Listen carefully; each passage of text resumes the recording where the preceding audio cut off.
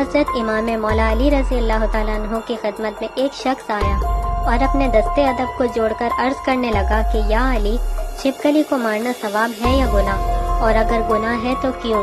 بس اس شخص کا یہ کہنا تھا، اور امام علی رضی اللہ تعالیٰ عنہ نے فرمایا، اے شخص، اس زمین پہ کچھ مخلوقات ایسی ہیں جو انسان سے ناخوش ہیں، اور انہوں نے شیطان سے وعدہ کیا ہوا ہے کہ وہ انسان کو ہر طرح سے نقصان دیں گے۔ ان میں سے ایک چھپکلی اور اس خاندان سے جڑی مخلوقات ہیں، تبھی اس کو مارنا گناہ نہیں۔ تو اس شخص نے کہا، یا علی، آپ نے فرمایا کہ اس خاندان نے انسانوں سے دشمنی کی، شیطان کی بیعت کی، یہ کیوں ہوا؟ اس شخص کا یہ کہنا تھا، اور امام علی رضی اللہ تعالیٰ عنہ نے فرمایا، اے شخص، حضرت آدم علیہ السلام کی خلقت سے لاکھوں سال پہلے اس زمین پر چھپکلی کا خاندان کثیر تعداد میں بستا تھا،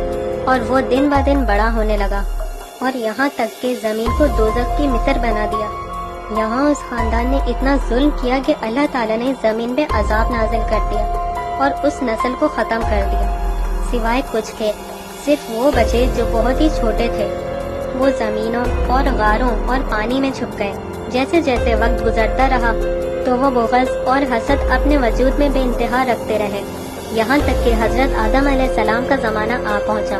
تو شیطان نے اس خلقت کے وجود میں یہ بات ڈالی کہ تمہاری نسل کو حضرت آدم علیہ السلام کے لیے ختم کر دیا گیا۔ تبھی اس نسل کی مخلوقات انسان سے نفرت کرتی ہے اور کوشش کرتی ہے کہ انسان کو نقصان پہنچائے۔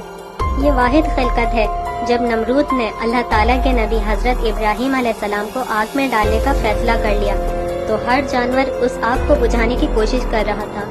اور یہ خوش ہو کر اس آگ کو بھڑکا رہی تھی۔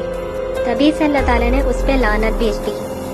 اور اسی لیے اس کو مارنا یا اپنے گھر سے بھگانا گناہ نہیں۔